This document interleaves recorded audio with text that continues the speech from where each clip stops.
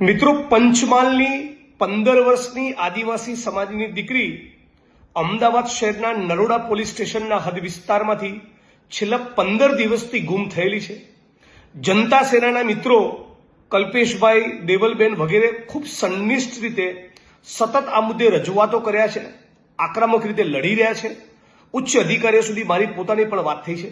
હું વિડીયોના માધ્યમથી રાજ્યની પોલીસને, કન્સર્ન અધિકારીઓને, ખાસ કરીને નરોડા પોલીસ સ્ટેશનને કહેવા માંગુ છું કે બહુ ગંભીર ઘટના કહેવાય. નાબાલિગ દીકરી છે, 15 વર્ષની દીકરી છે, ગરીબ પરિવારની આદિવાસી દીકરી છે. એટલે તમે તમારા પ્રયત્નો કરતા જશો, પણ છતાં આ પ્રયત્નોને અતિ સઘન કરી કોઈ પણ સંજોગોમાં આવતા 72 કલાકમાં આ દીકરીઓનો અતોપતો મળે.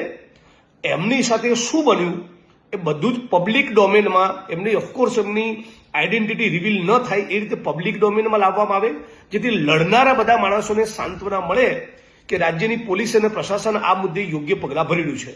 જોઈન્ટ કમિશનર પોલીસ સાથે મારે વાત થઈ, એમણે મને પાક્કી ખાતરી આપી છે કે જિગ્નેશભાઈ, અમે આ મેટરને ગંભીરતાથી લીધી છે. હું પોતે કેસનું મોનિટરિંગ કરી રહ્યો છું અને મને પાક્કી ખાતરી છે કે ટૂંક સમયમાં દીકરી મળી જશે.